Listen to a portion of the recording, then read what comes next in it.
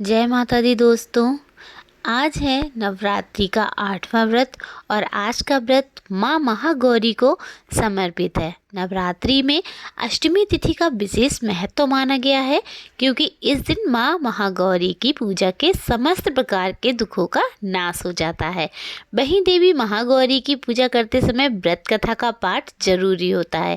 आइए सुनते हैं माँ महागौरी की व्रत कथा। दुर्गा अष्टमी व्रत कथा के अनुसार देवी सती ने पार्वती रूप में भगवान शिव को पति रूप में प्राप्त करने के लिए कठोर तपस्या की थी।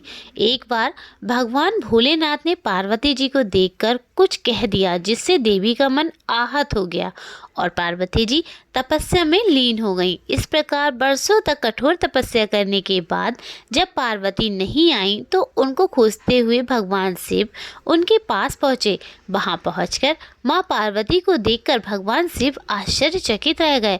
पार्वती जी का रंग अत्यंत ओजपूर्ण था। उनकी छटा चांदनी के समान श्वेत, कुंद के फूल के समान धवल दिखाई पड़ रही थी। उनके वस्त्र और आभूषण से प्रसन्न होकर भगवान शिव ने देवी उमा को गौर वर्ण का वरदान दिया। दूसरी कथा के अनुसार भगवान शिव को पति के रूप में पाने के लिए देवी ने कठोर तपस्या की थी जिससे उनका शरीर काला पड़ गया। देवी की तपस्या से प्रसन्न होकर भगवान उन्हें स्वीकार कर लेते हैं और शिव जी उनके शरीर को गंगा जल से धोते हैं। तब देवी अत्यंत गौर वर्ण की हो जाती हैं और तभी से इनका नाम गौरी पड़ा। महागौरी रूप में देवी करुणामय, स्नेहमय, शांत और मृदंग दिखती हैं। देवी के इस रूप की प्रार्थना करते हैं तो देव और ऋषिगण कहते हैं, सर्व मंगल मांगले शिवे सर्वार्थ साधिके शरण्य त्र्यंबके गौरी नारायणी नमोस्तुते। वैसे एक कथा ये भी प्रचलित है कि एक सिंह काफ़ी भूखा था। जब वो भोजन की तलाश में वहाँ पहुँचा जहाँ देवी उमा तपस्या कर रही थी, देवी को देखकर सिंह की भूख और बढ़ गई, परंतु वह देवी की तपस्या से उठने का इंतजार करते हुए वहीं बैठ गया।